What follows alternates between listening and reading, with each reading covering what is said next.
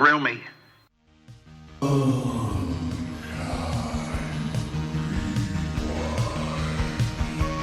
gonna name you Kodo.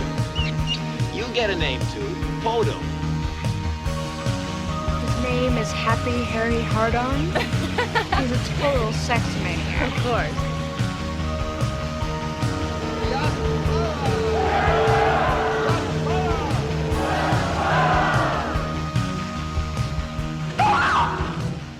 Welcome, everybody, to another Q's and Tease installment of the Unkind Rewind, where each week we dive into our guests' past with a movie. And, not only do we dive in, we swim around. oh yeah, we swim around, we do all sorts of stuff. We do some tricks. Yeah. So, this week, after Sean and I talk for a bit, we will be getting to know Laura Faye Smith. Who most people know. Yeah. I mean, if you played a video game in the last 10 years, you know Laura Faye Smith. Yeah. If you watched television in the last, 20 years, you know Laura Faye Smith. Yeah. But yeah, another big swinging dick high-profile guest on the Unkind Rewind. Big time. Figuratively speaking. Yeah, not literally. We've probably had a few of those, though. Sure. Speaking of them, our guest for The Gate, Daniel H. Wilson, has a new novel out.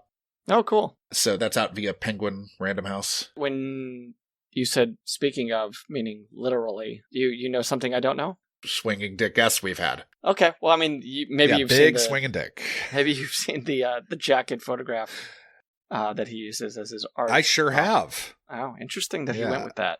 Yeah, it's crazy. The name of the novel again is what? It's called Hole in the Sky. The capsule, per Penguin Random House, is a Native American first contact story and gripping thriller from the New York Times bestselling author of Robopocalypse.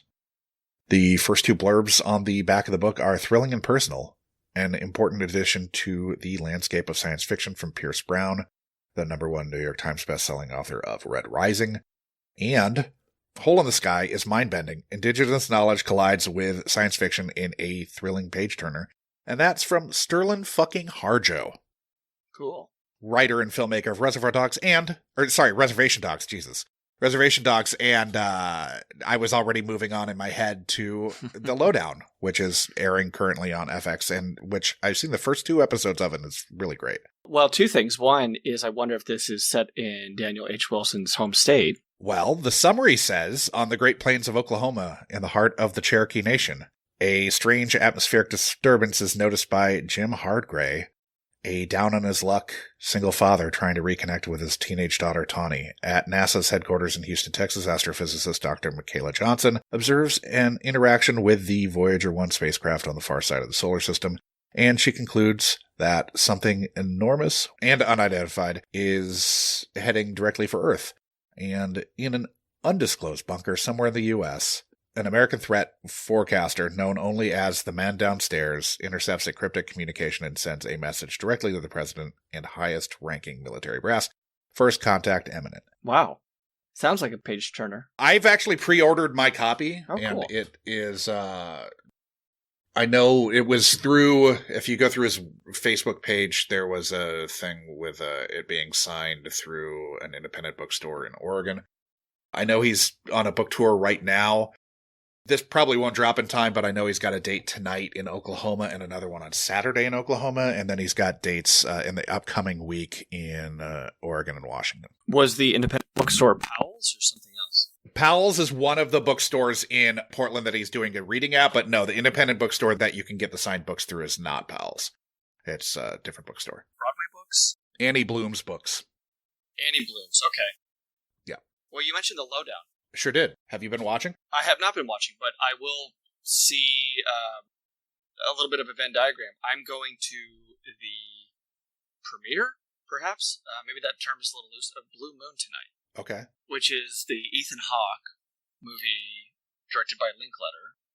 Okay. Starring him as the Broadway composer Moss. Yeah. And I believe sexy priest Andrew Scott plays his writing partner Hart. Old writing partner. This is after they've split, I believe. Yeah. Is the premise. I think that this, Margaret Qualley, maybe some other people. Bobby Cannavale's in it. Yeah. Who I just actually saw a couple days ago in a production of Art. Okay. on Broadway with Neil Patrick Harris, and James Corden would have been in it, but he had a scheduled absence and was replaced by an understudy by the name of Harry Smith. He probably had to ignore his crying child on the airplane while his wife tended to everything, and presumptively. Sorry. That's a little inside baseball celebrity gossip. There we go. This is what people or he was busy flipping out at a server and getting 86 from a New York restaurant. Yeah. James Corden sucks. BT dubs. Okay, well, there goes the opportunity for him to come on this show. I don't want him on the show. Fuck James Corden. Okay, well, you know what we should do? We should get on his understudy. Yes. So Harry Smith, who this is the former CBS morning host, Harry Smith. I think this is maybe an illegitimate progeny of him that took his name. Okay. Yeah, he came on in lieu of James Corden and crushed it. And Nice. I mean, you were lucky. We were really lucky, yeah. An offer to come on the Unkind Rewind extended off to Harry Smith. Yeah. If you're listening, and I'm sure you are, Harry Smith. Either Harry Smith, honestly. I'd be fine with the CBS morning host, too. Yeah, we could even do it. Like, maybe that could be one of our tandem episodes where we have two guests. Yeah, two Harry Smiths. Yeah. Yeah. And then how would it just be in our tone and how we would infer who we were talking to? Yeah. It'd be Harry or Harry. Okay. See what you did there. And so you're putting a little bit more of a downbeat, some gravitas on the elder Harry Smith. Yeah. Okay. They can only hear you when you talk low. Exactly. This is the opening night of the LGBTQ New York Film Fest. Okay. At the SVA Theater. Maybe we get a cameo by Ethan Hawke. Maybe Richard Linklater's there. We don't know. Nobody knows. But it would be fun to see those guys, and I would extend a secondhand endorsement of the lowdown, I guess. I mean, you saw Reservation Dogs. Yeah. It's sort of Pinchonian in its DNA, but in Oklahoma. Mm-hmm. It's fun. Who's the other cast of that? Lots of people. Oh, I haven't gotten to, I believe Dinklage is in it, but he hasn't shown up yet. Johnny Pemberton was in it, former Munch My Benson guest, Johnny Pemberton. Oh, cool. Jeannie Triplehorn. Oh, there she is. Wasn't she kind of like Weinsteined in a way of like being told that she was difficult? Didn't he do that with like her and Mia Sorvino? I'm not sure if Triplehorn was on the list, but she may have been. I think that she may have been, yeah. I think that she was one of those ones that like wouldn't visit the hotel room or something, and he kind of saboed her career because she had quite a run there in the early 90s. She did. Firm, Basic Instinct. Yeah, Basic Instinct, Waterworld. Yeah. Then she had this big gap, and I think, what was it, the Bill Paxton, Mormon Wives? Yeah. Love something? It was Love something on HBO. Why can't I think of the You're the TV guy. I know. You know. Big Love. Big Love, yeah. I can't get Burning Love out of my head, which was the riff on dating show comedy thing. If you're keeping tally of how many times Sean remembered a show before Josh, we're at 1. So this is a very special episode. Josh's TV brain is insane. I've seen a lot. Have you seen One Battle After Another yet? So here's what we're going to do, because I saw that you saw it. I sure did. Next time that you and I talk, we're going to have a discussion, because I am going tomorrow at 3:10 to the Regal Theater here in New York City. You're not going to the One VistaVision screen in... I am going to the One VistaVision screen. Oh, okay. Yeah, right. It plays 4 times a day, 11 o'clock, 3 o'clock, 7, and 10 o'clock. So, yeah, the next time that you and I will talk, we're going to have a little set-aside time for OBAA. Yeah. But we can't do it right now, unfortunately. No. Anything else you've seen? Unkind Rewind related? Well, I mean, I've been watching SVUs again. Oh, there we go. You're back on the horse. Yep. Josh is back with his first love. Just a love. Josh is back with his second wife. Yeah. Munch My Benson. Yeah, that's going on. You're just getting Benson, right? You're not getting a Munch episode. First one, no Munch. Okay. But everyone since then has been munched. So that's nice. Oh. How's it like talking to Adam again? It's good. It had been like 10 months, which was a long time. I mean, we're like in a text thread, but that's not the same as like spending... We recorded for just shy of 3 hours for episode 240. Okay. It's hard to hear the Adam Schwitter's laugh, though, in a text thread. Yeah, it is. It is. Luckily, that's Adam's edit, not mine. Okay. So he's got to cut like an hour and a half out of that. Yeah. So what happens to that hour and a half, that foreskin of that show? That just goes to the munchies. Okay. So if they're a VIP. If they're Patreon subscribers at the $5 level, they get the uncut episodes, which is like the first one we dropped, I edited and I cut like 45 minutes out. Mm-hmm. So I'll get that. You get the one with the 45 minutes cut out. Yeah. Thank God. Yeah. But no ads. I get all those references. You actually get almost all of the cut stuff. Okay, that's where we go off talking about random shit that is like all the baseball content. Oh, good. That's for the Patreon. Do you have baseball content even though the season's over to discuss? 100%.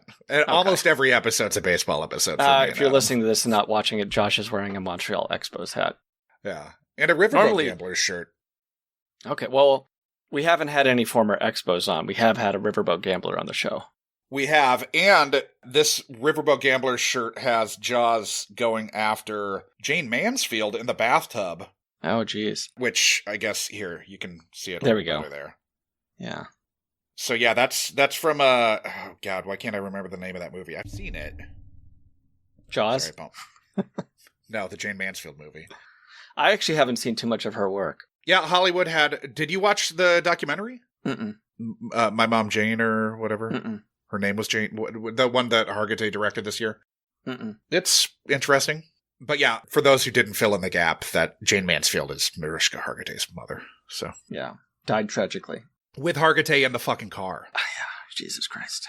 Yeah. Hopefully she has time to work through that as she revisits crime scenes for her career every day. Yeah. So do we have pod biz? We have some follow-ups and then pod biz. So we talked a little bit about films that shot at Castle Green in Pasadena. And Forrest thought maybe In a Lonely Place. In a Lonely Place is, of course, directed by La Crosse native Nicholas Ray. This is follow-ups from our Sting episode. Yes, follow-ups from the Sting episode.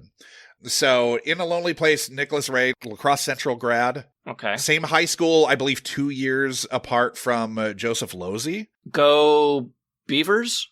There were probably still the Red Raiders then. Okay, great.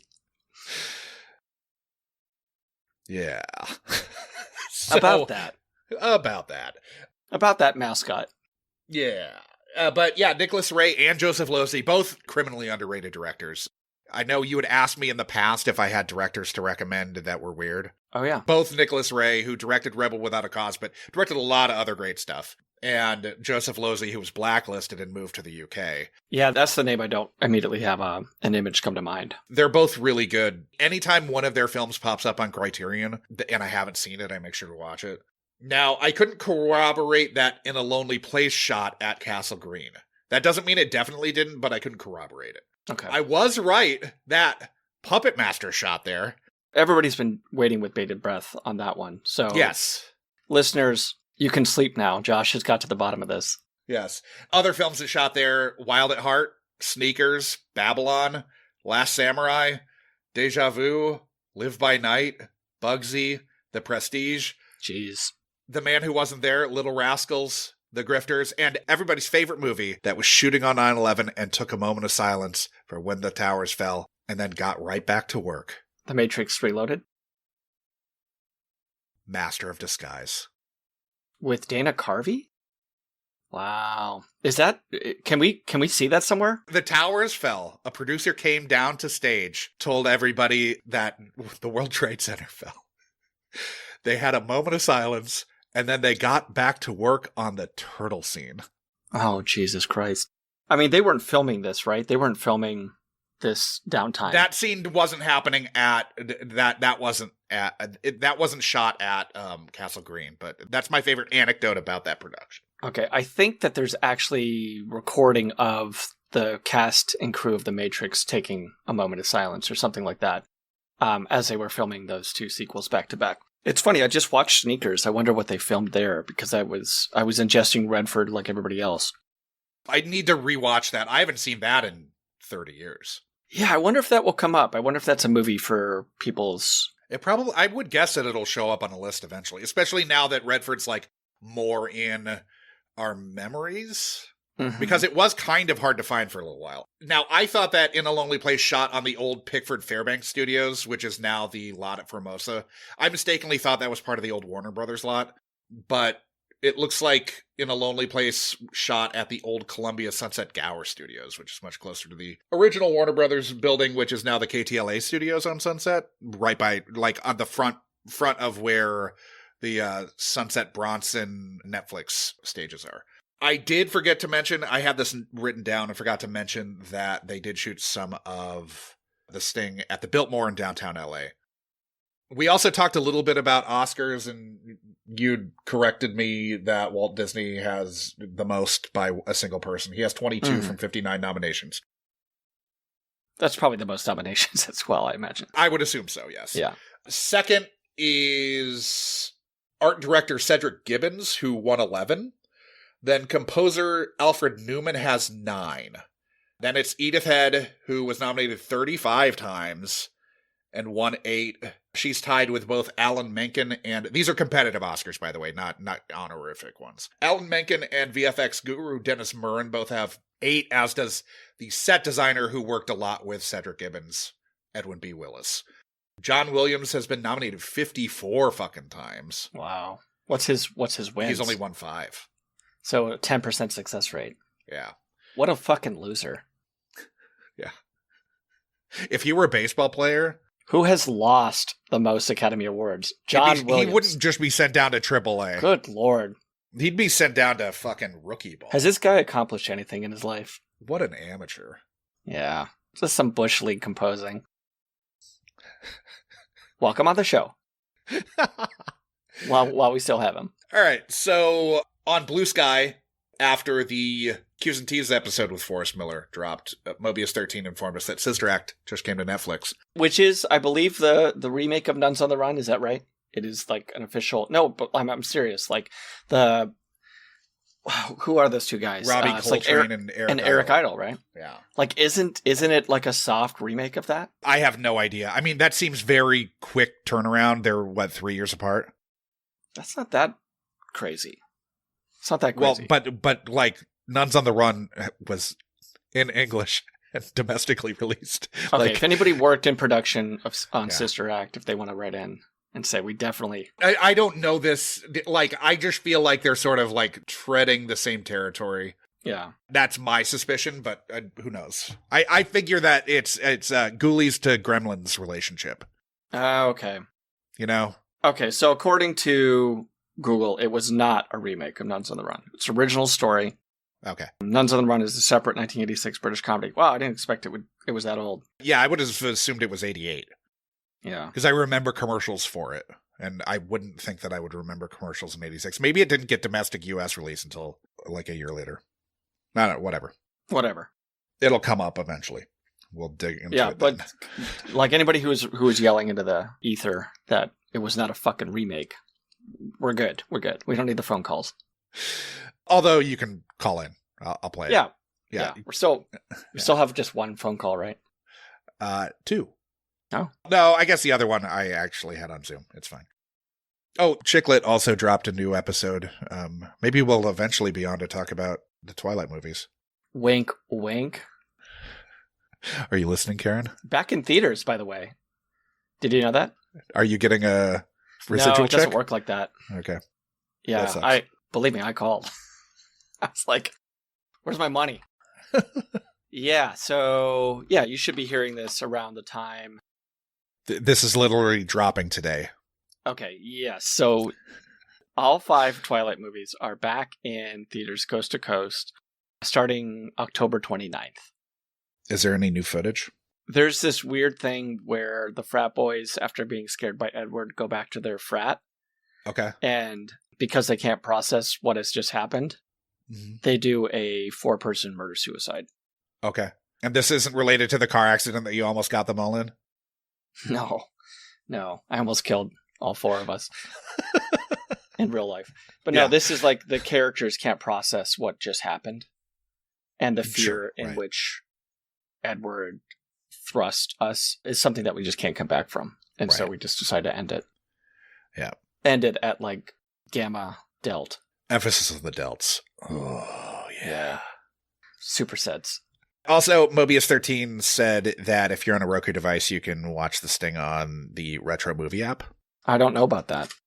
Yeah, I don't have a Roku device, but for all of those people with smart TVs that have Roku preloaded, I think you can watch it on Retro I Movie. have a Roku, but I don't have a super smart TV. It's just a flat screen that has apps, but I don't think it's smart. Okay. I think there is like some difference. Like, Okay. Well, smart just means it connects to the internet, right? I mean, yeah. I mean, I have a like a HDMI Roku device plugged into it. Okay, I see what you're saying. I think with a Roku device like that also, with the external Roku player, you also are able to connect to Retro Movie. It might be a lowercase s. Yeah. Smart TV. Gopher Ball said this week's movie is perhaps the only movie my grandmother ever watched as long as I knew her. She would never sit still, but if this movie was on, she would sit quietly and watch it. Mm-hmm. She also confused the theme song with a popular singer. Oh, okay. I don't know what the last part means, but that's funny. I mean, I get that Redford and Newman would put a butt in a seat, you know? It's almost like a hypnotizing effect for some women. Yeah. And some men. But like to have... I mean, for me too. Oh, I know. You confessed your Kinsey scale went up. Oh, yeah. Off like the shot charts. Up like 4 or 5 notches. Yeah. But yeah, I mean, there's probably some weird subconscious hypnotizing that goes on when you see those two guys. Oh, yeah. They probably could only do 2 movies together, otherwise the world would have just, like, shut down. Yeah. Capitalism got in the way. That's what did it. The capitalists all got together and told us that we couldn't have any more fucking Redford and Newman movies because the economy would have collapsed. I mean, everybody knows that. Everybody knows that story. Yeah. Which is why they were kept apart. Uh-huh. It just broke the whole system. Yeah. It's bullshit. Bullshit. One more reason that capitalism sucks. Yeah. We don't need one more reason. Yeah. After listening to the main event, Mobius 13 said most of the movies on Unkind Rewind are awkward at best or downright terrible at worst upon rewatch. But that's certainly not the case this week. Super fun rewatch and discussion of The Sting whilst going down more than one rabbit hole or two. R.I.P. Robert Redford. And then he also added, when he saw the length of this week's podcast, he was concerned. How do you spend 2+ hours on a film that's almost 10 out of 10 no notes? You guys really pulled it off. A lot of fun and even learned a thing or two. Forrest was maybe the perfect guest for this type of show. Yeah, Forrest just kind of a vault of movie. Yeah, wealth of knowledge. Yeah. Tidbits. Also, to sort of offshoot, Mobius 13 also said, doing my own Unkind Rewind this morning with a rewatch of the 1984 college comedy Up the Creek, featuring such 80s standouts as Stephen Furst, Tim Matheson, and Dan Monahan, with the lovely Jennifer Runyon as the romantic interest for Matheson's character. I've never heard of this. I've probably seen it and haven't heard of it. Which happens. Yeah, Jennifer Runyon would have gotten my butt in the seat. You know who Jennifer Runyon is? Mm-mm. She was Gwendolyn Pierce on Charles in Charge. Okay. I know the character. She's also in the first scene with Bill Murray in Ghostbusters. She's the blonde. Oh, of course. In the psychic ability. Does she have allegations? I don't believe so. Against Bale? No, that was Nicole Eggert. Okay. I'm just wondering. Yeah, it probably doesn't stop with her. No, but Nicole Eggert was the one who made allegations. Great. Good guy. I think we've actually talked about that before, right? Yeah. With regards to Nicole Eggert specifically. I can't see why we wouldn't. I feel like we have, but maybe I'm just conflating real life conversations with them. We don't. Scott Baio's not welcome on the show. No, Scott Baio can get fucked. And then Gopher Ball said, inspired by Unkind Rewind on the Newman Redford dynamic in The Sting, I wondered why Tom Hanks never had a Sundance to his Butch. Setting aside romantic interest, a different type of relationship, the best I could come up with were a volleyball, a dog, and John Candy and Splash and Volunteers. I think Candy. Like, give him Candy. But it's 2 movies. It's 2 movies. Yeah. I mean, no. Pitt Not and the same Pitt. dynamic, We're though. saying Pitt and Clooney, though. Insofar as, like, team-up buddy stuff is concerned? As far as, like, bastardized approximations of how we can get anywhere close to, you know. Yeah, I mean, that's got to be the team-up, right? No. I mean, the Ocean's movies, Wolves, feels like there's another I'm forgetting. But maybe that's it. Maybe that's it. But that's 4 movies. Yeah, that's 4. I mean, obviously, my dream casting, if we're remaking The Sting, was Crow and Gosling. Yeah. And I think I was like, we're probably going to have to do a gender switch. Yeah. Laura Faye Smith. Laura Faye Smith. Just salt of the earth. Really great person. I mean, she's very successful, but obviously a lovely person. Yeah, she's great. Really fun talk. And the movie that we have from her is definitely not The Sting. It is not The Sting. Nor close. No, I don't think it did quite the box office that The Sting did. No, I don't think it has the accolades. Yeah. Not that it's bad or terrible necessarily, but No. it does not have the reputation that The Sting does. I mean, yeah, I guess technically no. I mean, just to be safe, we can say no. I believe that neither Sean nor I had ever heard of this movie. Nope. This is one of those ones that I think she was surprised that we hadn't heard of. Yes. And I think we were surprised that anyone had heard of it. Right. Whereas The Sting was for everybody, this movie's for no one. It'll also be very hard to search for this movie. Yeah, is it on Archive or anything like that? Did you look into that? Shit. Let me look. It might be, or it might be like... It definitely has that feeling of... It's definitely... You can VOD it because I was going to. It's almost at that level, though, where it's like on YouTube, where you search it and the words full movie, and like suddenly it pops up. Unfortunately, it's available VOD on YouTube. Oh, bummer. Oh, there is... You can find it on a Russian site. I can see it right now. Okay. You should have your ad blockers on. Yeah, you will get a virus. Yeah. For sure. Probably worth it. It is free on Hoopla, which is one of those library apps. So if your library is a participating library with Hoopla, you can go there. But yeah, Laura Faye Smith, this one's fun. Yeah, fun episode, even though the movie was seen by one person. Yeah, was seen by one person in our guest in Oregon. Well, one person and her mother. Mm-hmm. In the 80s. Yeah, in the 80s. Yeah. Surprised it didn't do the box office that this thing did. We're sort of underselling the movie because I think we both ultimately we were not excited to watch it. No, there's a lot of fun stuff to it. There's some pleasant surprises.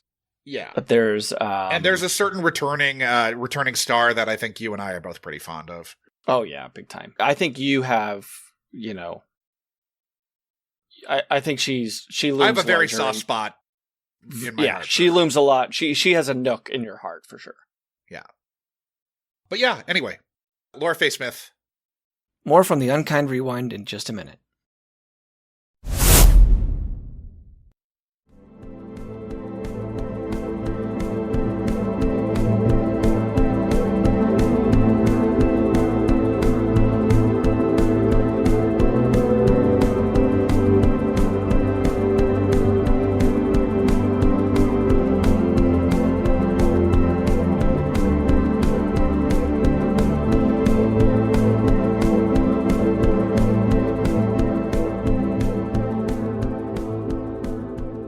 Welcome, everybody, to another Q's and Tease installment of the Unkind Rewind.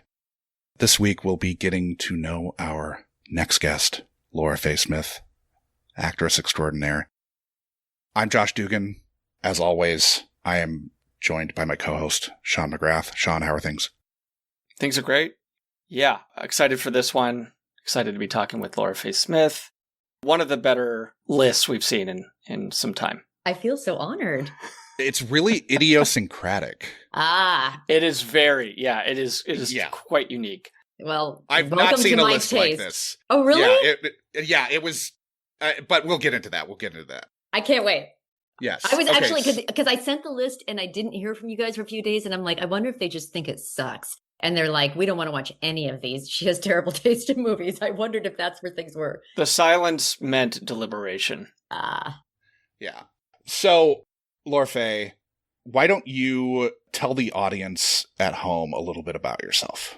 I'm an actress. I lived in the Pacific Northwest for years where I knew and performed with Sean. And then about 7 years ago, I moved to Los Angeles. I live here now. I love it. I do everything like in Portland. My main job was theater, but then I did some like film and TV stuff, lots of commercial work, lots of industrial work, because that is what is mostly happening there. And then I moved down here, and it's just been such a great adventure. Like there's so much film and TV, commercial. I do dubbing now. The voiceover video game industry is happening a lot more here. Like that's if someone kind of maybe knows who I am, it's probably from my work in voiceover, I would say, like, because I'm the voice of Princess Rosalina for Nintendo, for the Mario games. I'm Noelle in Genshin Impact, which is another pretty popular game if you're a gamer. And I did the male Kana in Fire Emblem Fates for Nintendo. But in Portland, I did TV. I did like Grimm and Leverage, and then just lots of live theater. But yeah, that's just kind of been my history. Like I'm a full-time actor here in LA, and I absolutely love it. Nice. She even did radio vaudeville for a long time. Oh, yes. That's how I know Sean. Is like we worked on a show in Portland called Livewire together, and he wrote for that and performed in that. Now, Josh isn't the biggest gamer in the world, but Okay. Josh, you would admit that, right? I am not the biggest gamer in the world. I'm far You know from what? it. Me neither. Actually, I'm not. But Have you played as yourself, or can you play as yourself? So I am so bad at Genshin Impact, because Genshin Impact is an open world game. So it's not like Mario Kart where you go around the track and you win or you lose. Like you've got to kind of explore and figure out what to do. So the game is free. You can just download it on your phone. And I was like, okay, I'll play and I'll unlock my character, because you have to like unlock them. You have to do well. I was like, why do people enjoy this? I ran around on that beach for, I'm not kidding, like 20 minutes watching my life force just ebb away, swimming, running. I'm like, what am I supposed to do? And then I finally noticed a compass in the top part of the screen. And I was like, oh, follow the compass. And then you finally get to the town and interesting things happen. But then again, like if you're trying to like shoot out a bunch of thorns guarding a temple, like I didn't know how to do it. It doesn't tell you what thing to do. And you've got not in the game. You know how to do that in real life. But in real life, I'd have been in there in 5 seconds. But yeah, no, in the game. So I was just like, I was so bad at it. But thankfully, there are gamers who had contacted me and said, we're going to do a playthrough of Noelle's Hangout on Genshin. This Zach Aguilar, who's a gamer and a voice in the game as well. And so I was able to go on his like Discord and watch him play as me, because I couldn't unlock myself. Okay. And then, yeah, I don't own a gaming system anymore. I mean, I have like a little DS Lite. Sure. But I'm a full-time actor. I'm hustling for work all the time. Like my evenings are spent doing self-tapes and auditioning and, recording voiceover auditions, and sometimes working, like just actually being on set and working. And I don't have a lot of time for that. So no, I don't play my own games a lot. Does it feel good though to know that your avatar like never sleeps and she's just out there, like say in the Mario universe, that Rosalina is just kind of existing in many homes kind of around the world? Well, it's funny, Lori Ferraro, who you had on for your Urban Cowboy episode, that's my best friend, and her kids would like play it, and she'd say, oh, I'd be like in the room, and all of a sudden I'd hear you like, talking, going, here we go. And she said, she goes, her kids would say, I'm going to play as Aunt Laura instead of I'm going to play as Princess Rosalina, which I think is funny. Well, that makes 2 out of 3 people here have been created as a video game character, because I've done some work in the Grand Theft Auto. Did you really? For Rockstar, yeah. You can actually kill me. Oh wow, that's awesome. Yeah.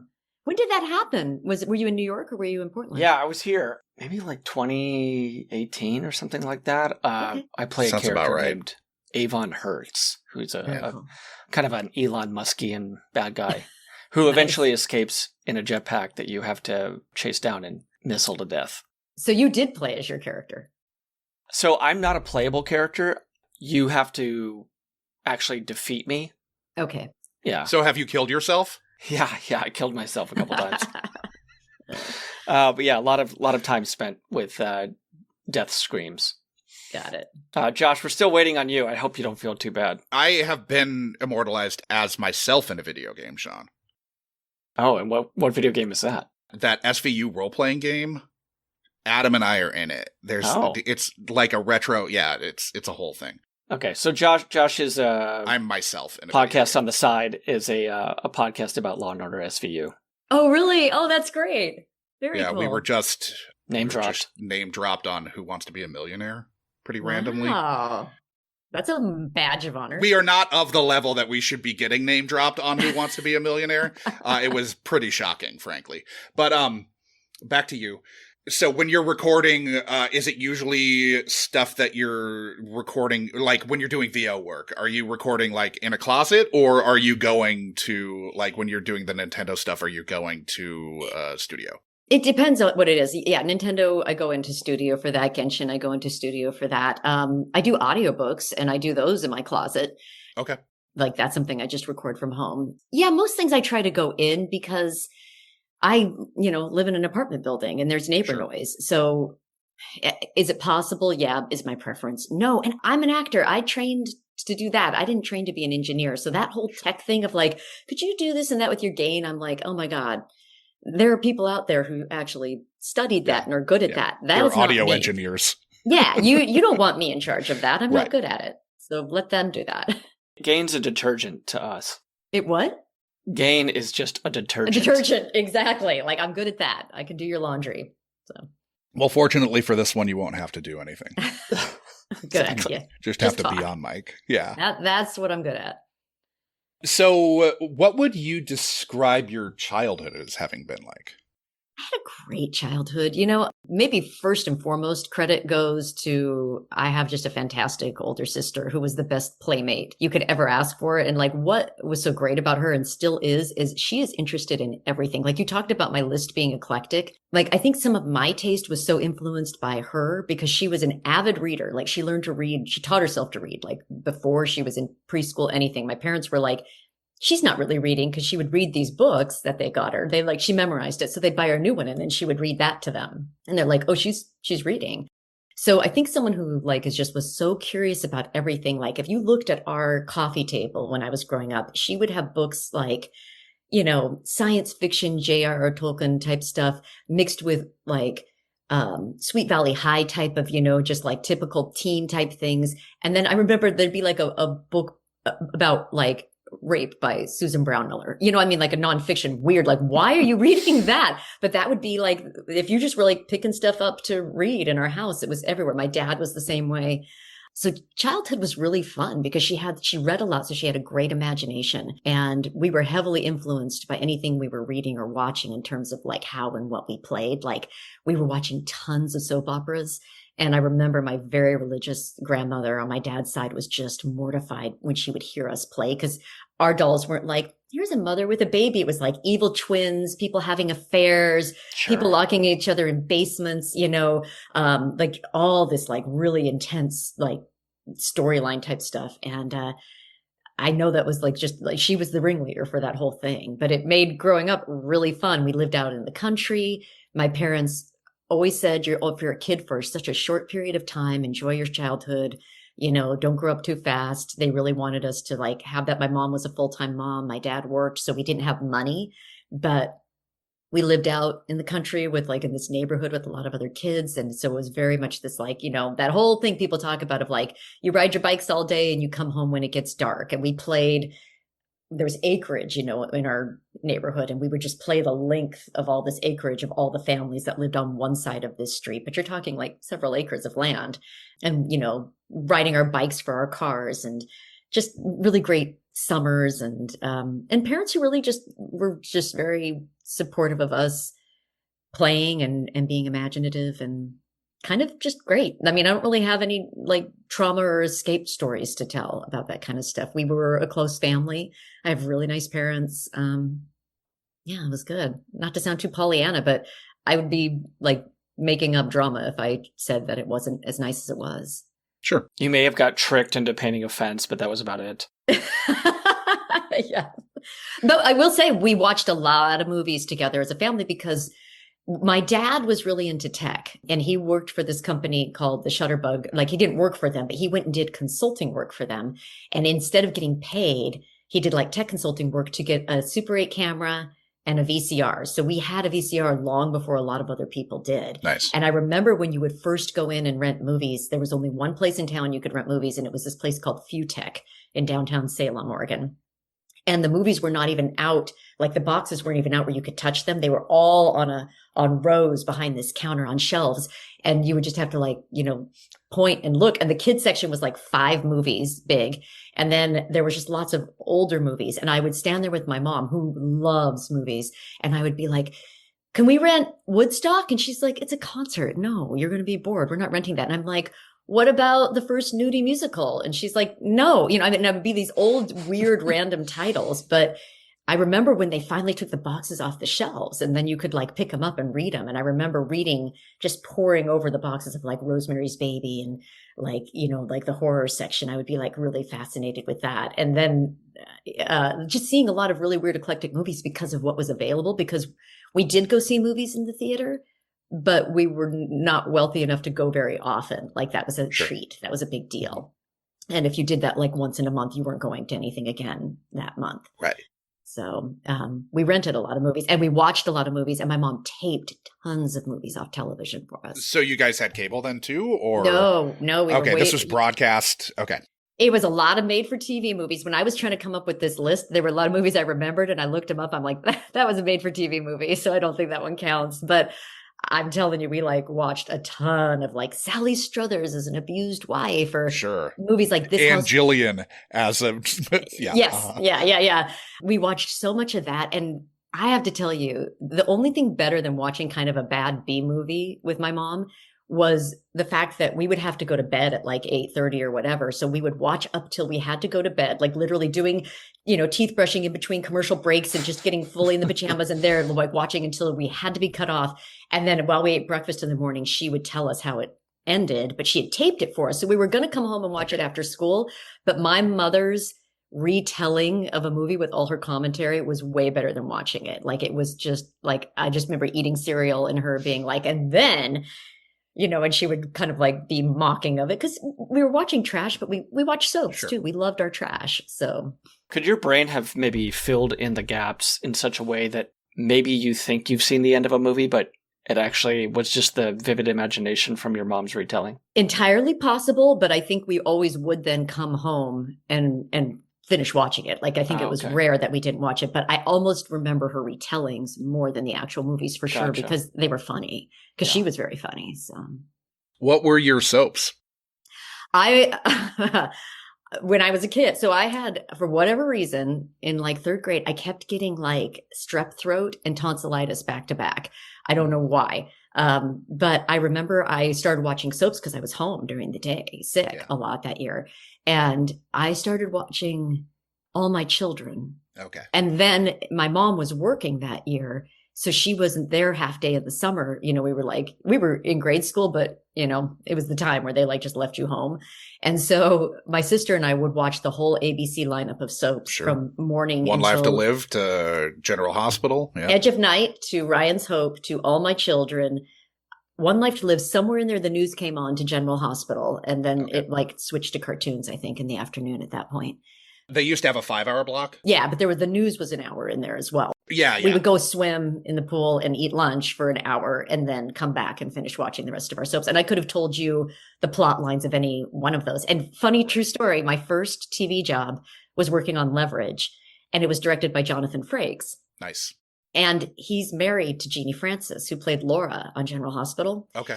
Of the Luke and Laura stuff. And I remember when I met him, I was like, I just want you, I'm a really big Jeannie Francis fan. And he was like, I'm married to Jeannie Francis. And I'm like, I know, like I wouldn't just randomly walk up and tell anybody that.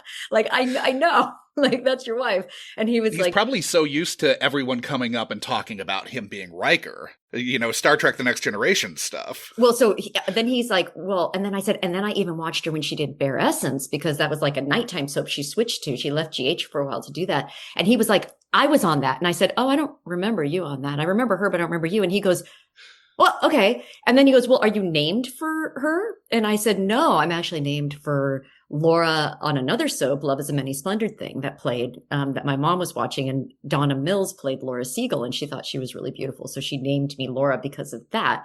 And he was like, well, I worked on Donna Mills on this show. And I was like, yeah, I didn't see you in that.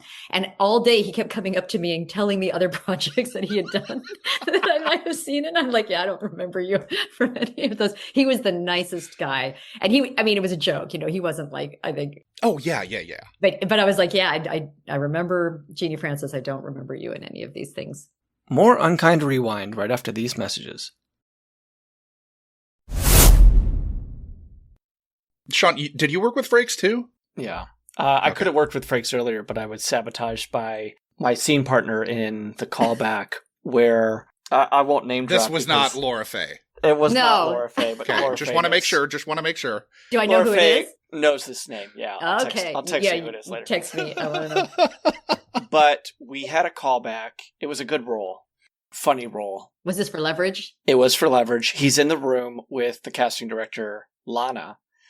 And at the end of our audition, he says, thanks, guys, that was great. And my scene partner then says, I hate to do this, but is there any way we could get a picture?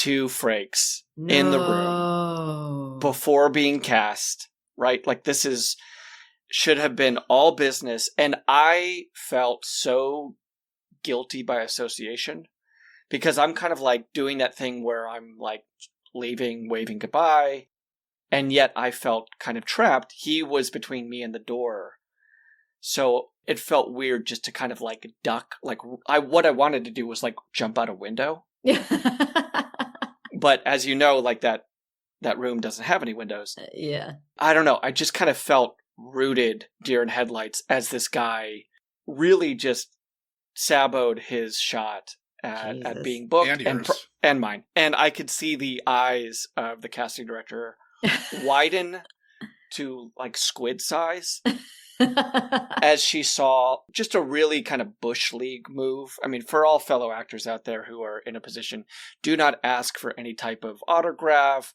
personal little memento, photo with somebody in casting who might be famous. Yeah. Just a really kind of gauche move. Yeah. And I knew kind of as I left that I was not going to, I mean, it's a hard thing because the two characters need to have chemistry together. I think they're playing brothers. They need to have a good rapport. There's a lot of like kind of riffing between them. And I knew that I was damned. Yeah. But I did eventually work with Frakes. And funny story, I met Frakes in New York at a restaurant. And you asked him for a photo, and he was like, please just take my order and leave me the hell alone. Yeah, exactly. I thankfully wasn't serving. I was having dinner with my father and a friend, and I recognized him. The owner of the restaurant came by, who knew my dad. They were talking, and I said, the guy at the end of the bar there with some friends is, do you know who that is? And he's like, no. I said, that's Jonathan Frakes, blah, blah, blah. 10 minutes goes by. I see the owner walk down, who was kind of a social butterfly, right? This kind of owner. He kind of had that kind of old Copacabana, maitre d' kind of vibe to him. So they talk, and then Frakes comes up to my table and says, okay, so who do I know here? And I reminded him that I had worked with him on an episode of Leverage, and, we talked a little bit about that, talked a little bit about Portland, and sent him on his merry way. And my father's friend, when we were kind of wrapping up, said, oh, look, they're leaving. You should go, get a photo with him. And I was like, I don't know. And she's like, no, this is how you do it. This is how you schmooze. And, we did have we were talking about a mutual friend who was also in New York at the time. So I was like, okay, maybe I could just whatever. So I went up, and as they were kind of leaving, I said, hey, Mr. Frakes, do you mind if I get a photo and I can send it to our mutual friend? Which is, just a kind of a bullshit excuse, but whatever. He's like, yeah, sure. And I gave my camera or my phone to the friend, one of his friends that he was having dinner with. And as I did, I went, oh, hi, LeVar Burton. Oh, Jesus Christ. That's so funny. So LeVar Burton took the photo of me and Jonathan Frakes. Did you give him a photo credit? of course. But I said to LeVar Burton, I said, I have a funny story about you. And again, this is going way off topic, but real quick. Yeah. LeVar Burton was the celebrity guest that paired with my mother on $10,000 Pyramid. Your mom was on that Nice. show? Yes. Did she win? She didn't, but it wasn't because of LeVar Burton, who was a prodigy on that show. It was all Debbie's fault. Yeah. She got paired with an actress named, I believe, Lois Nettleton. Who tried to take a picture with LeVar Burton, and is this generational trauma, Sean? This is really bad. But here's the funny part about that story is that I told LeVar Burton quickly about my mom being on Pyramid with him, and he goes, well, here's what you tell your mom. Tell your mom that I often saw the smartest person on that show not make it to the final round. And I looked at him and I went, fuck. Would you mind telling her that? And he gave me a second pause, and he said, okay. And so right then and there, I called my mom and closed like a 40-year-old loop that she had been kicking herself for years. Yeah. And That's had LeVar amazing. Burton talk to her about Pyramid, and he just walked down 42nd with my phone, just rapping with my mother about who knows what, while Jonathan Frakes and I talked. And then as he came back, he was like, okay, all right, okay, Debbie, love you too. Oh, God. That's amazing. So then my mom, I guess, had told LeVar Burton, who told me, he's like, she wants a picture with us because she doesn't believe you. So then Jonathan, anyway, long story short, Yeah. We're all connected to Jonathan Frakes somehow. Woohoo. Okay, so looking at your list, Laura Faye, Yes. You submitted Kramer versus Kramer, Mm-hmm. Coma, which I had to look up. I was obsessed with that movie. Obsessed. I'm going to ask you about that in a second. Night Shift, which we were actually just talking about on mic 2 episodes ago, Sean and I were. Looker, The Sure Thing, Author, Black Widow, Tootsie, Lady Beware, and Murder by Death. Yes. Okay, you watched Coma a lot. What's my up God. with that? I don't know why I was so into that movie. I didn't see it in a theater. I was too young. But they had taped it off TV. My parents had. Mm-hmm. And I was like, this is the best. Like, I loved it. I was just like, it's, suspense. It's a really young Michael Douglas and Geneviève Bujold. And it's a Michael Crichton novel. Yeah. I didn't know that. Directed it. Yeah. I didn't know that at the time, but I was just like obsessed with this story. She was really smart. I remember that she was so smart. She was kind of like, she's a surgeon. She's super independent. And then she's like figuring out this thing that's happening. She has like a friend die, goes in for like an abortion, like a DNC. And they're basically healthy, normal people are going in for surgeries and going into comas, and it's all happening in this one operating room. And then it's all connected to like organs on the black market type of thing. But what I remember so much about that movie is that it'd been taped on the VCR. It had commercials in it because it'd been taped off TV. It had been edited for television. And then someone in our house taped over half of it. And I still would watch the last half. And I can still, when I think of the movie, I think of the commercial breaks coming up, and that I would like that scene would happen. And then it would cut to this specific Kodak commercial. And then I knew everything because I had seen it so many times. Like Coma and Grease are probably the 2 movies I've seen the most in my life, just by sheer amount of time that I've seen them. But I haven't seen it in years, but I actually own a copy of it that I think I've never actually opened again and watched, because I remember when I moved out, I took that videotape with the half of Coma still on it and took it with me, had it for years. And then when I no longer had a VCR, I was like, oh, I should go buy some of these movies that I only had on VHS tape. And Coma was one of them. So I think I haven't watched it forever, but that was a movie I just was crazy about. It's going to feel so unnatural to not have those commercials in it when you go back and watch it. I'm willing to bet there's things in that movie I've never seen because I was watching an edited for TV version. Oh, yeah. So there's probably sex and swearing and things that were not, or even just time that they cut for time. Michael Douglas does full frontal in that, right, Josh? Does he? Yeah. Oh, he hangs dong. Did you watch it? Do you know? No, I'm joking. You got to watch it. It's a great movie. It's great. I mean, I watched all kinds of stuff. I was way too young for it, though. Like when I was watching it, I was too Sure. young to be watching that movie. That's what struck me about your list is The Sure Thing is probably, and Tootsie are the only things that like were, oh, those are movies that a younger person would watch. Well, let me tell you one of the reasons for this. So my mom loved watching movies. My dad, much less so. So when my mom basically recruited me and my sister to be her movie watching buddy, she didn't want to watch a movie by herself. She wanted to watch it with us, which is why she would tape these things. And like we would start watching them with her. And I remember there's a movie called The Seduction with Morgan Fairchild. It's pretty adult. Okay. And I remember my dad getting really pissed at her for letting us watch that. He's like, why are you letting him watch this violent shit? And I remember being like, we were like, Dad watches war documentaries. Those are so violent. He'll watch anything about World War II, but we can't watch a movie about Morgan Fairchild being stalked. Like, that's so weird. But we were too young for it. And my mom just being like, well, you won't watch it with me. So what am I supposed to do? So she would say to me, especially when I was in high school, she'd go, hey, because we finally got cable. At some point, cable came to our neighborhood, but I was like in later high school. And I remember she'd go, there's a movie on tonight I want to watch. Like Black Widow was one of these. She goes, I want to watch Black Widow. And I'm like, I have to write a paper. She goes, if you write it out longhand, I will type it for you so we can watch that movie together. Mm-hmm. So she would like do stuff like that. Like she would be like, how can I help you get all your homework done? Not doing it for me, but like, I'll type your paper for you if you will watch this movie with me tonight. So a lot of that was driven by her wanting movie companions. And I was like, and do you think the impetus for having children was a husband that wasn't big on movies? Maybe she just needed friends. She was like, oh my God, he's not going to ever live up to my cinema dreams. So let me have a couple of kids and hopefully one of them will comply. And then I did. Yeah. Is she pumped that you're an actress? My sister was an actress first. Like my sister did theater when we were in school. And then I followed it. What was the age gap? Sorry. 2 years. Okay.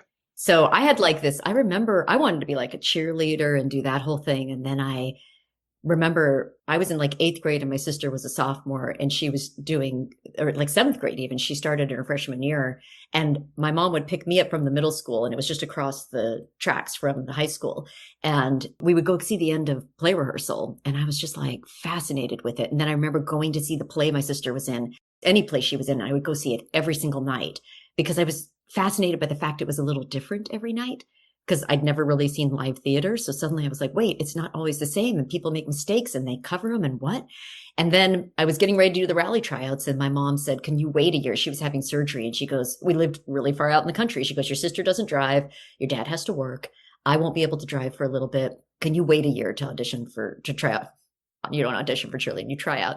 And so I waited. And then that year I auditioned for a play. And then that was it. Like, I was like, this is all I want to do. But it was because of my sister doing it. I got interested in it. What was that play? That my sister did or that I did? That you did. It was A Murder is Announced by Agatha Christie. I played Julia Swetnam. And I still, to this day, remember what I was wearing, my opening line, what the theater smelled like, looked like. We had an old school theater with asbestos curtains, I'm sure, that they like raised up from the floor. They didn't like draw from the sides. They like would, it was like a curtain up type thing. And I can still like remember that moment and just being like, oh, this is what I want to do. Like the most clarity I ever had as a young person of what I wanted was that moment. Is that when the cheerleading dream died? Yeah. Yeah. I never looked back. I remember I wouldn't watch the tryouts when I couldn't do them. And I remember one of the judges going, why didn't you try out? You had my vote. And I was like, because I was so like, ah. And then just never, once I started doing theater, never thought about doing it again. Never cared. But you asked me something about them being, so they loved it when I was in high school. And then when I was getting serious about it, like maybe I wanted like do this for a career, they were instantly like, no, that's a terrible idea. You go back to cheerleading. Go like get a nice job with the state, meet a nice man, have some nice kids. This is terrible. You'll end up living in a box under a bridge. And this is a bad idea. Then they refused to pay for my education if I majored in theater. So I double majored in English and theater. And when I was doing plays in Portland, they did not come see me work because they don't like driving. They were scared of the traffic. So like they saw almost nothing that I did when I lived in Portland. And they were like, tell us when you're on TV. So they watched Grim and Leverage and commercials if I showed up in a commercial. My mom, she was even like worried about me moving to LA. And then she's since been like, I'm really proud of you that, you've gone down there and haven't, I think, called and asked. Despite us. Right. Despite the fact no one thought it was that your gonna be parents okay. weren't supportive. Right. I mean, they were supportive. They were supportive of me as a person, but I think I cut them a lot of slack. They had no examples of what a working actor's life was. Yeah. They never thought about all the other people in a movie who aren't the lead. They were like, you are Julia Roberts or you are not. That's it. Those are the two extremes. And I think it was hard for them to conceive of like, well, how would you survive if you're not a famous movie star? And very few people achieve that. Like they weren't thinking about the fact like you can have a non-famous working actor career and it can be just fine. So Kramer versus Kramer is on your list, which is funny to me. Was this your mom sending a message to your dad, or what's going on here? Okay, so here's my Kramer versus Kramer story, and I'm actually a little puzzled by my memory on this because I'll tell you the story I remember, but then I'll tell you why I'm questioning my own memory right now. So I remember my mom really wanting to see that movie. As a family, we were going to go see it. It had won the Oscar, we'd heard about it, so we're going. And I think my dad was really dragging his feet going, I do not want to watch a movie about a custody battle. This sounds awful. So when we got to the theater, Raiders of the Lost Ark was playing at the same theater. And my sister's like, oh, Raiders of the Lost Ark. And he was like, I can take you to see that. And Mom and Laura can go see Kramer versus Kramer. And my mom was like, Carl. And he was like, and Lisa was so excited that we did it. Like they went and saw that. And so we go see that. We come out.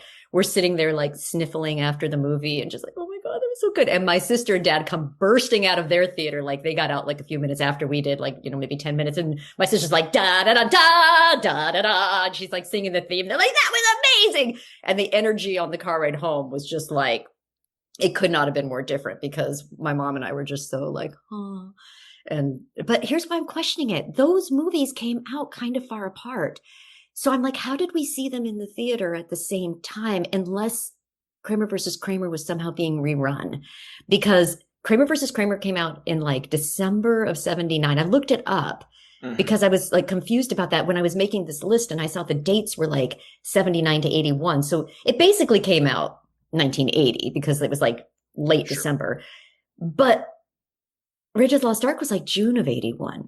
So it was like a year and a half later. So how were we in a theater seeing both those movies? But that's my memory. And I actually looked to see, was there another sad drama that was a big deal at the time? And I'm mistaking the Kramer versus Kramer because I know for sure the Raiders of the Lost Ark part is correct. Mm-hmm. But all I'm wondering is if maybe that theater reran it. Yeah, it's possible. Because that doesn't make sense. There was such a big gap of time. It's possible, though, just before we kind of get into the golden age of VHS, that movies were run in theaters more often, say revivals, because there just wasn't the opportunity to have the home video experience. Probably. And maybe that's what it was. And we hadn't seen it the first time around, which wouldn't have been surprising because we weren't wealthy, movies were a big deal. That was expensive to go do that for us. So I wonder if was this movie theater that you're talking about one that did play revivals or did play older movies ever? No, it was like the Lancaster. I think it had to have been like Lancaster Mall because the Elsinore and the Capitol were these other movie theaters, like where you could go see a movie. Like I remember seeing like the Star Wars movies at Elsinore, but they only had single screens, like with a balcony, like they were old theaters. So the only multiplex was had 4 screens, and that was at Lancaster Mall, and that had to have been where we were because I don't think there was anywhere else in town with more than 1 screen. We'll get to the bottom of it. Yeah, you would have to literally like look up the movie listings in the no, but that's the reason you come on this show. Yeah. So yeah, that's what I remember about seeing it. But I remember loving that movie, and I feel like there was some kind of learn all about you and your friends type of like fill in the blank book. And I remember listing like Kramer versus Kramer is my favorite movie, and Dustin Hoffman is my favorite actor. But I haven't seen that movie since I was a kid. I don't even, maybe it came on TV later in the 80s, but I don't think I've seen it since then. And I bet it would stand the test of time. I'm sure I would still think that was a well acted movie. I do remember lots of things about it, like lots of scenes really stuck with me from that movie, like moments in it. Well, we're not going to find out if it held up this time. Okay, that's fine. Yeah. So, do you have any guesses as to what you think we're going with? There's usually not a rhyme or reason to what Sean and I choose. Yeah. No. My guess would be you'd go with something you guys felt like watching again off that list. You know, I can guess there's going to be some definitely that won't age well. Like, I mean, in Murder by Death, isn't there like a case of someone playing like a Caucasian actor playing an Asian character in that? I don't know. I think there is. I mean, that would be hilarious. I think, but Truman Capote's in that. Like that cast is incredible. Yeah. And we watched that movie. So many of the movies on these lists are movies like I remember, like we would quote those movies a lot. Like there's scenes and phrases from those movies we would like quote growing up. Were you the only ones quoting, author, or? The one on that list I have the fuzziest memories of, but okay. I really remember a scene in that where his kid gets ready for the premiere of the play and he comes out and he's like, what do you think? And he couldn't help but, looks at him and he goes, Geraldo, you look like a pimp. Like, I just remember him like saying that. Yeah, that's kind of what I remember. More movie talk on the Unkind Rewind right after this. So I'm trying to, what are the other movies we haven't said? Well, let's just cut to the chase. Okay. We are going to watch Black Widow. That's the movie my mom was like, I'll type the paper so we can watch. Oh, I just told you that story. Never mind. Yeah, we were having to sit on our hands a little bit when you brought that up. Yeah. Yeah. But it was great that it was like that weird memory. This is an amazing list. I mean, a lot of these movies I had to like go down to the library and like look up with an archivist because they are not like the well-worn territory big movies that people saw a lot, that was just constantly on rotation in people's lives that we see time and time again. That were owing to the HBO programmer or the TBS program. Well, we didn't have it. That's probably why, because we had to literally just go with whatever like the broadcasting was like doing. Or down at Food Tech or whatever that place was called. Future Tech? It was Future Tech, I think. Food Tech? Future Tech. When did you get your first like real video store? And like, what was that? When did Feud Tech?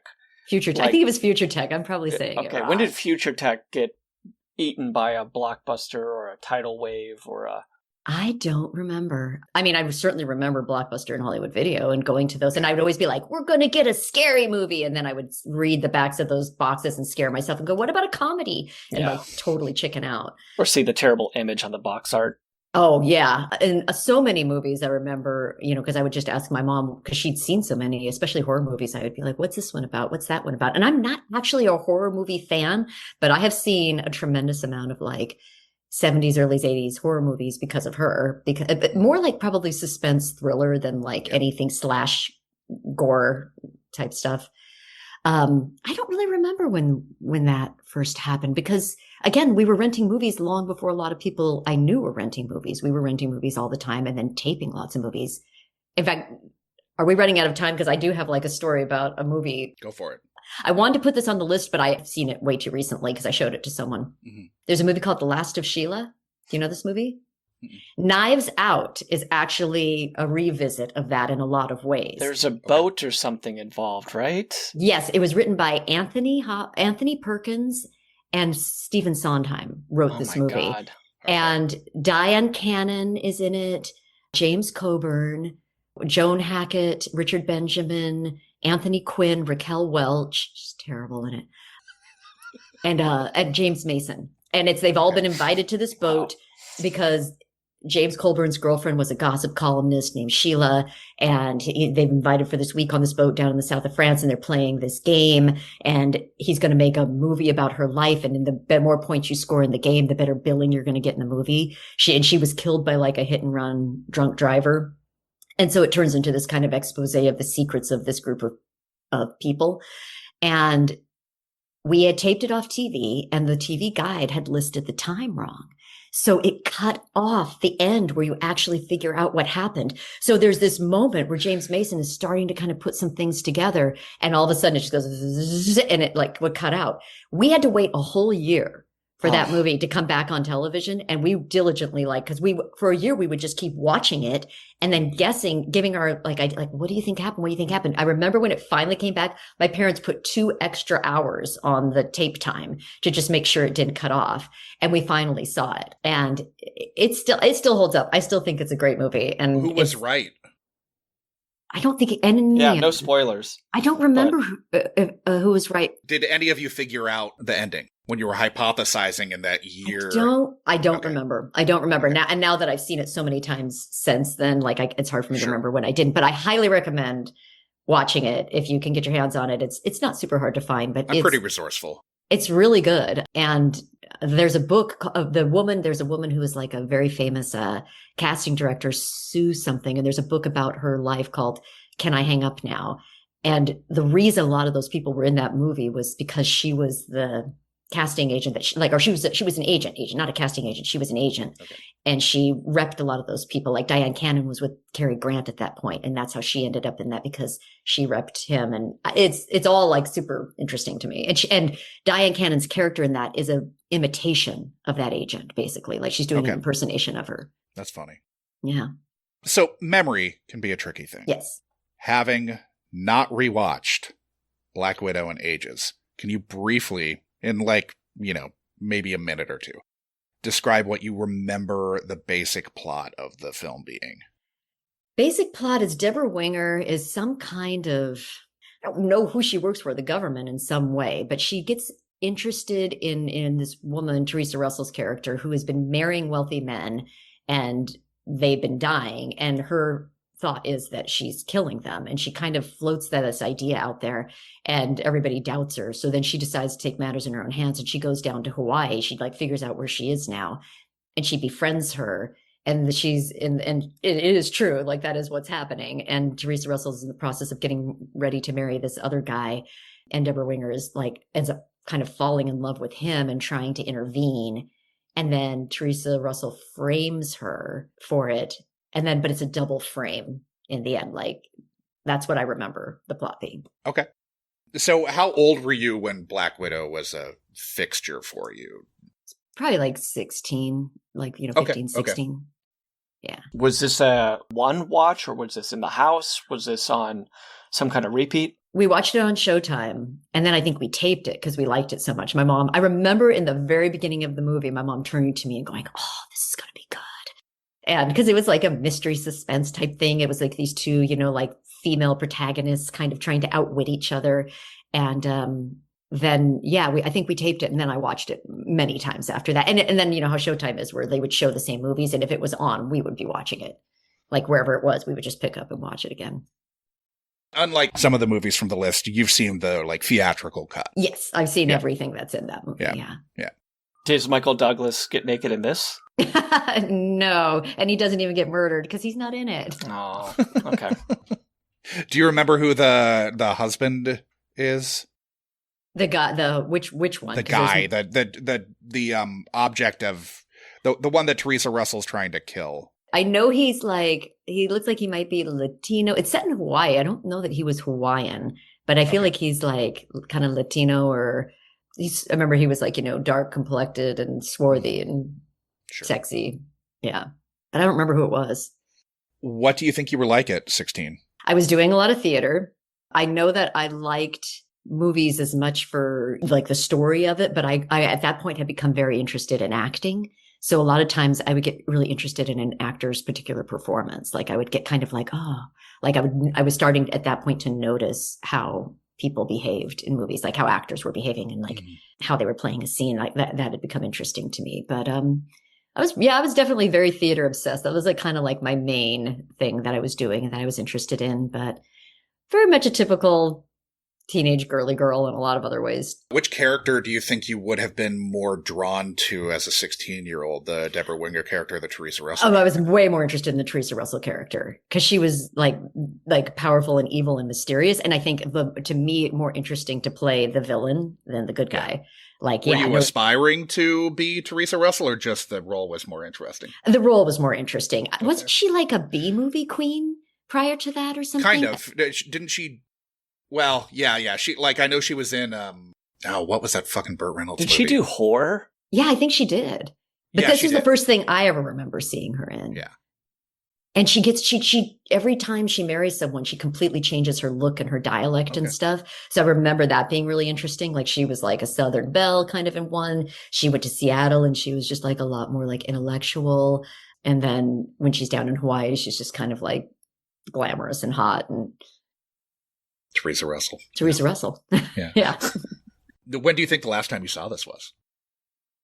I mean, it had to have been the 80s. Like, Okay. like I don't, like I as don't, that teenager, yeah, like some point in high school. definitely not as an adult. I don't think I've seen it since I was in high school, but I did see it a lot. So I remember a lot about it.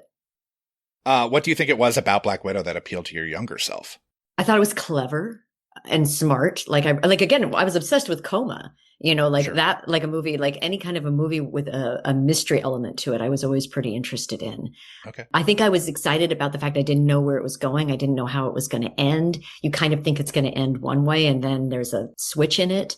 And I remember thinking that was really exciting. I love being surprised by things. Like the biggest disappointment to me, even now when I see movies, is when I'm 3 steps ahead of it. And I'm Yeah. like, I know where this is Sure. going. I loved, oh God, I'm forgetting the name. Parasite. Yeah. When that came out. Because I was like, I have no idea where this movie is going. Like that to me is so exciting to watch as a movie. And I remember feeling that way about Black Widow because I'm like, I don't know who's going to win. So Ronald Bass, the writer of this movie, also was the writer of Parasite, which is very strange. Shut up. No, but he does have a lot of credits. Does anyone else? Oh, can you tell me what he wrote at this point or not? We'll get to that. Okay. What expectations do you have for your return to Black Widow? I'm sure I'll enjoy it again. I remember enjoying it so much. I do remember a lot about it. I'm really interested to know what wasn't interesting to me the first time, like anything that kind of sticks out to me of like, how come I don't remember that? Like, why are my memories all focused over in this area because of my 16-year-old brain? Like those were the things that stuck out to me. I feel like too, wasn't there kind of like some homoerotic kind of like she's obsessed with her to some degree. Like there's kind of a suggestion that Deborah Winger to some degree falls in love with her. But I feel like that's a realization I'm having more about it now than I was really thinking about at the time. Okay. So We're not going to be able to verify that. Yeah, neither Sean nor I have seen this. Oh, you haven't? No. Oh, No. my God, how exciting. Do you guys usually pick something you haven't seen? No, I would say I usually I don't have think seen I don't the think movie. usually. Yeah, Josh has seen probably more than me, which is kind of an outstanding statement. But he has seen a lot of like dark web, basically, but Okay. for the 80s, 70s, and 80s and 90s. Like Josh has seen some really strange, like B titles. Okay. Yes. So it is a feather in your cap, Laura Yes. Faye, that this movie was not only that you've seen it, but that this was something you've seen multiple times, made it onto your list, that for me, I haven't heard of. Wow. I mean, there are half of the movies on the list that I have not seen on yours, What have you not seen? which piques my interest. I have not seen Coma. I don't believe I've seen Looker. Oh, that's I haven't good. seen Author. I have seen Author. I have not seen Black Widow, and I haven't seen Murder by Death. I'm almost positive I've seen Lady Beware. I'm pretty sure I have, but I'm not. You know what's 100% interesting about that movie that I didn't know at the time, but it totally made sense later? One of the things I remember watching Lady Beware, it's Diane Lane, and she plays this kind of, eclectic window dresser. But I remember like liking her fashion. You know who designed the costumes for that? No, I was going to take a guess, but Pat Field. okay. It was like early Carrie Bradshaw because Pat Field did Sex Sure. in the City. And I remember when I was like looking up Pat Field, I'm like, oh my God, she did Lady Beware. No wonder I like this. Like I remember being so aware of her clothing and stuff because it was this weird vintage modern mix of stuff. And then like that carried later. But that was a movie my sister and I used to quote all the time. When Lady you Beware. gave us that pause to guess who designed Lady Beware, I was like, does she want us to say Bong Joon-ho? No, I want you to say the dude who wrote Black Widow. Oh, yeah. Yeah. Wow. Well, I would say for sure see Coma. It's such a good movie. And then Looker is a really interesting movie if you've never seen that. And it's kind of about AI-ish type stuff to some degree. If I'm remembering right, it's like Albert Finney is a plastic surgeon and he's doing plastic surgery on these models and they keep dying. Okay. And so he kind of becomes aware of it. And it's like they'll come to him and be like, my nose is 2 centimeters too long and my eyes are 3 centimeters too far apart. And he like fixes them and then they end up dead. And so he starts looking Were you into worried about going to the hospital as a youth? No, no, I know, but I should have been, right? Based on Yes. Coma. Coma was a movie. Coma and Looker. Yeah, You've got I know. two. You can't trust doctors. I mean, honestly, I have actually, there's times I have thought about Coma when I've had to go in for surgery. Like I'm young and healthy. And that's like what was happening in comas. They were like picking young, healthy people to kill so they could traffic their organs. Yeah. Yeah, we'll get to them. You guys have to watch those and then report On back. a long enough timeline for this podcast, I'm sure that we'll get to these. Yeah. Yes. But I'm so excited that you're going to then see it. I mean, I can't attest that I think it's going to be, it's not Kramer versus Kramer quality. I can guarantee it's not that. It's probably, I'm probably going to enjoy Coma more than Kramer versus Kramer. I promise. Yeah, Coma won't depress you. It's not depressing. It's actually kind of exciting.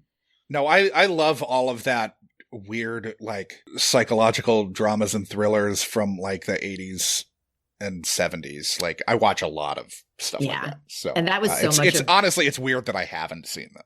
Yeah, no, I feel honored to have introduced you to a couple weird, random movies. So, where can our audience find you, Laura Faye? I'm mostly where I would post anything that, of like anything I'm doing or working on is Instagram, which is just my name, Laura Faye Smith, and the Faye is spelled Faye. So LauraFayeSmith at Instagram. Nice. Yeah. Do you have anything upcoming to plug, or? I'm doing a few Comic Cons. Your audience, I'm guessing, is based around. Some of them haven't necessarily been announced, but I can tell you about a couple that have been. I'm going to be back in Portland, actually. Oh, but Sean, you're not there anymore. I still think of you as I can make a trip for you, Laura. just for Comic Con. Laura Faye, if you want me to get over there for the Comic Con and work security, I will. I'm doing Chattanooga Comic Con the end of this month, the 27th and 28th. And I'm doing Retrofest Arkansas, October 11th and 12th. Okay. Portland Retro Gaming Expo is like the 17th, 18th, 19th. That's what I got coming up at the moment. And these are kind of like meet and greets and signing stuff and hanging out. It's exactly that. Yeah. Like just meeting people. And then if you're into verticals, I'm doing tons and tons of verticals right now. Well, Laura Faye Smith, I, for one, am looking forward to watching for the first time Black Widow. Very rare to hear him say that. Yeah. It is not an everyday occurrence where he says that on this. Well, now I'm podcast. feeling like some responsibility and potential guilt. Like if you guys really, I chose it for reasons, or I had like shortlisted it for reasons. I had but it was my own interests in this. It was on cable so much. I'm surprised that neither I of you didn't have cable growing up. Well, that would do it. Yeah. Yeah. Me either. Because I didn't have it till pretty late. And I remember them watching a lot. I think like when I've talked with Lori, she like Lori Ferraro, she's seen so many movies I haven't seen, but she grew up with cable. Yeah. Yeah. And I'm like, well, that's why. Because I had to like pay to see that stuff, or we rented it, or I had to wait for it to show up on TV. Yeah. But that's I why missed she's a lot. seen Turk 182. Yeah. I'm still not convinced that's a movie. Yeah, me neither. We were convinced that was a movie that her dad shot when he didn't have like enough money for Christmas one year. Yeah. And then he like, did that. Made this, got Robert Urich to help him out. Robert Urich and Robert Culp helped out, but otherwise it was just the people in the neighborhood. Yeah. All right. Well, when next we meet, we'll have all rewatched Black Widow. Okay. I'm looking forward to it. Thanks for joining us, Laura Faye Smith. Thanks, Laura Faye. My pleasure. Thank you. We'll see you on the other side. Okay. That was another installment of the Unkind Rewind, mining our childhood for content, one film from a guest's past at a time. Unkind Rewind is a Munchcasts production and can be listened to wherever you download your podcasts and watched on the Unkind Rewind YouTube channel. Music for this and every other episode of Unkind Rewind was composed by Divorcio Suave. Rate, review, like, and subscribe to Unkind Rewind on Apple Podcasts, YouTube, Spotify, and Good Pods. Links to all of our social media accounts are in our show notes. but you'll find us as at Unkind Rewind Pod on Letterboxd and nearly every social media platform, all of which can be found at our website, unkindrewind.com. If you have a question, concern, complaint, or feedback, you can email the podcast at unkindrewindpod@gmail.com or call into our call-in line, area code 507-479-6440, and leave a message that can be played on air. Fans should join the Munchcast Discord to discuss this or any other episode of the Unkind Rewind with like-minded people. This dialogue may just make it into a future episode of the pod. The Unkind Rewind Patreon will be coming soon, so start squirreling that pocket change away. Thank you for listening to the Unkind Rewind.